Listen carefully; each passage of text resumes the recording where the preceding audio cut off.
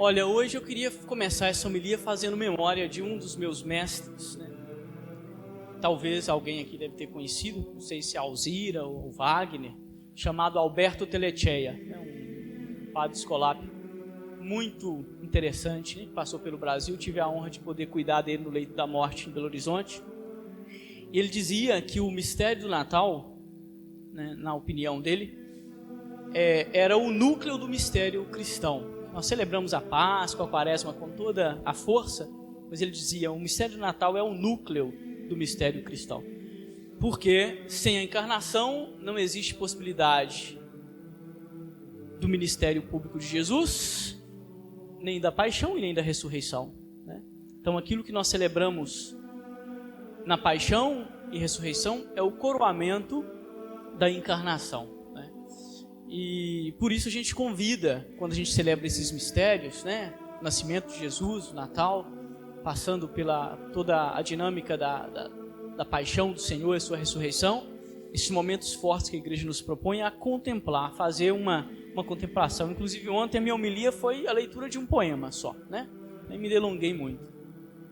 E aí eu convido vocês a continuarem fazendo essa contemplação. E quando a gente se aproxima deste núcleo duro da fé cristã, que é o mistério que nós celebramos de forma especial neste tempo do Natal, a gente fica sem palavras. E às vezes as que brotam não tem muito sentido, né? Vamos pedir ao Espírito Santo de Deus que isso que for dito aqui hoje possa encontrar algum sentido no coração de vocês, né?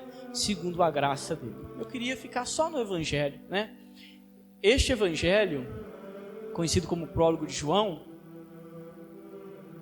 que eu digo, né, talvez uma das narrativas que expressam ou que tentam expressar este núcleo duro da nossa fé, é um dos mais complicados, né, um dos mais bonitos e dos mais complicados para estudar, para meditar, né? É um evangelho que já nasceu entre 90 e 100 depois de Cristo, então muito bem elaborado, uma teologia de alta qualidade, né? Já tem um pouco de metafísica, não é fácil não, é um evangelho muito difícil. A gente tem classicamente um paralelo, por exemplo, entre o prólogo de João e o Gênesis, que eu acho que na homilia de hoje cabe resgatar, que é muito interessante, né? E aí, dentre as várias temáticas que aparecem no Evangelho de hoje, proposto para o tempo do Natal, nós somos convidados a refletir sobre a palavra que se faz carne e como essa palavra que se faz carne traz para a gente o conceito de verdade do cristianismo, né?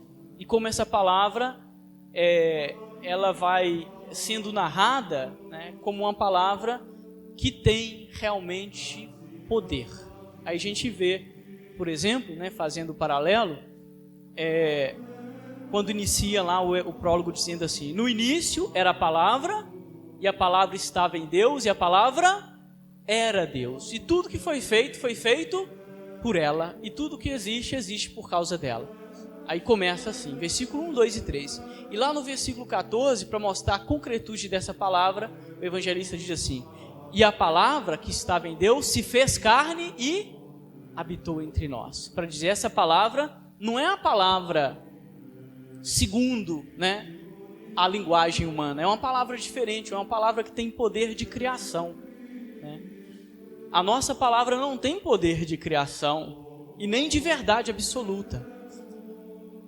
Como o prólogo, também chamado prólogo do Gênesis, curiosamente, porque o Gênesis também tem um prólogo que é o capítulo 1, vai dizer para a gente que nós somos feitos à imagem e semelhança de Deus, algo dessa palavra nós herdamos, né? Então algo de verdade, algo de criação tem na nossa palavra, mas não da forma como aparece na palavra de Deus. Só a palavra de Deus é verdade absoluta para os cristãos. E só a palavra de Deus tem poder de criar, né? Vamos sair agora da missa, né? Aí vocês vão chegar em casa, vocês vão falar assim, faça-se a janta.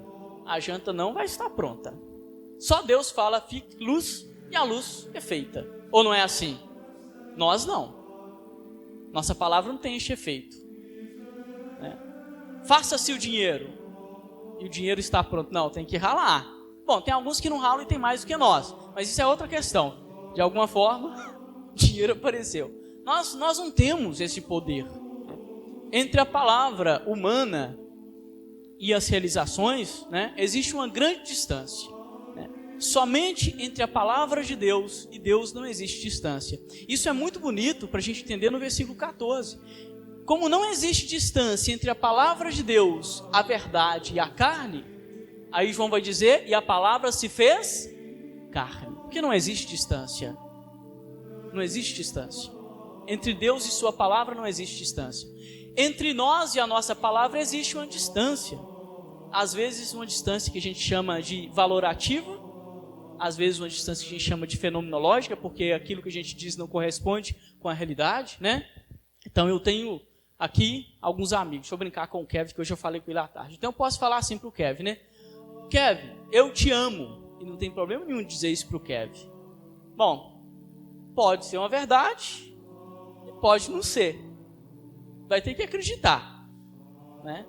Mas em última instância, jamais você vai poder ter certeza absoluta. Sempre vai restar uma dúvida.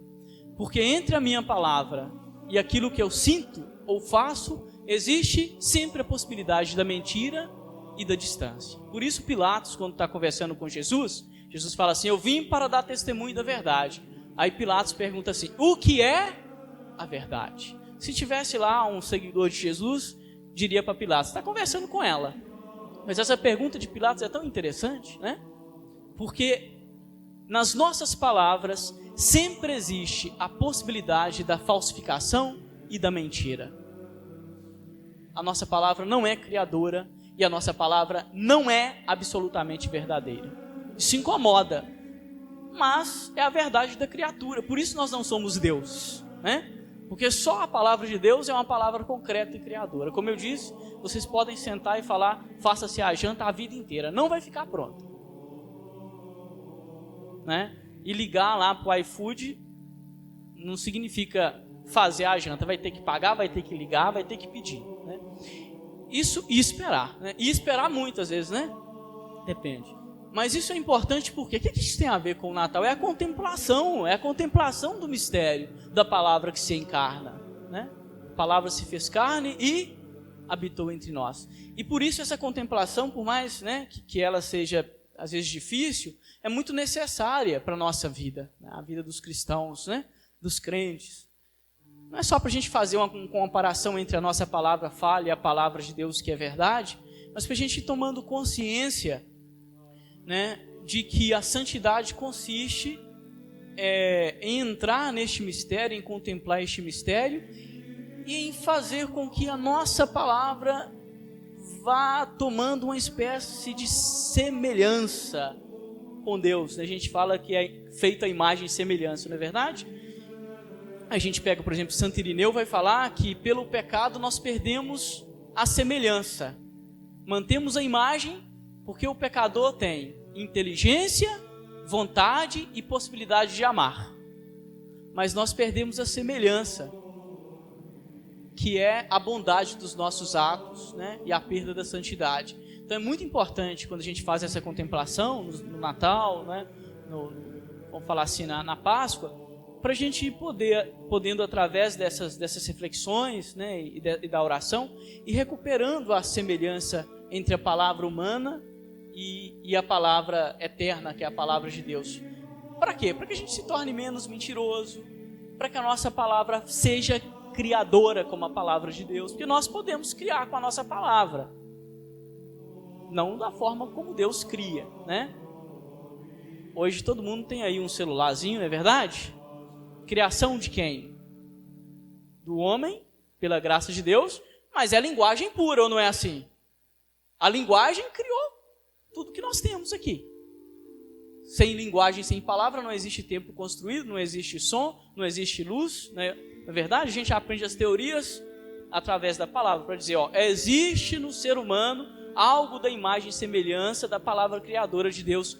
Por isso, nós não somos criadores, mas nós temos criatividade.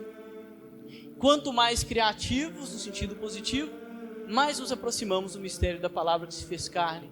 E aí, em Deus, nós podemos ir criando e transformando realidades, né?